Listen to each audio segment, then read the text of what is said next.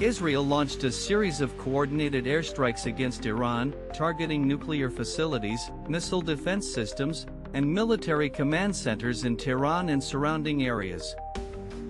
Prime Minister Netanyahu said the operation aims to reshape the strategic balance in the Middle East and dismantle Iran's nuclear capabilities. This marks the fourth consecutive day of strikes, significantly escalating tensions and raising fears of a full-scale regional war.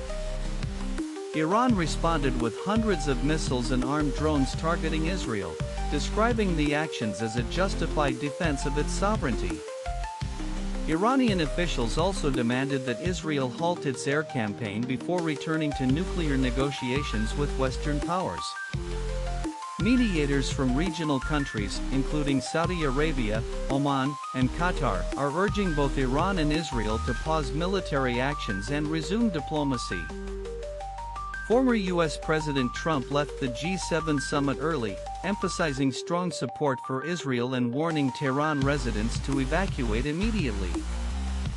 He also suggested that the U.S. might provide bunker-busting weapons to Israel, while distancing American forces from direct combat.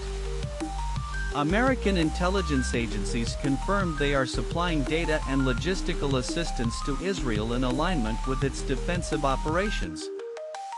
In response to escalating violence, the U.S. redeployed naval and missile defense systems to safeguard its military personnel in the region. Global energy markets experienced volatility, with oil prices spiking and futures fluctuating amid heightened concerns about Gulf instability. Netanyahu affirmed that Israel would maintain its strike campaign until Iran's nuclear, missile, and drone capabilities are fully neutralized. Critics within the international community raised alarm over civilian harm, citing reports of strikes affecting non-combatant facilities and media centers. Humanitarian organizations voiced concern over increasing civilian suffering in both Iran and Gaza, calling for more restraint from all parties. Some analysts say the operation signals a move toward regime change in Tehran, beyond merely degrading nuclear assets.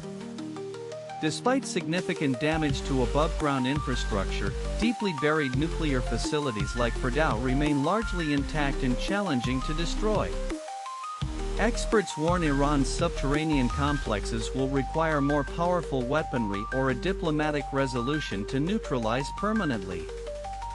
Tehran's leadership appears internally divided. Some officials warn of broader retaliation, while others urge a return to negotiations to prevent war.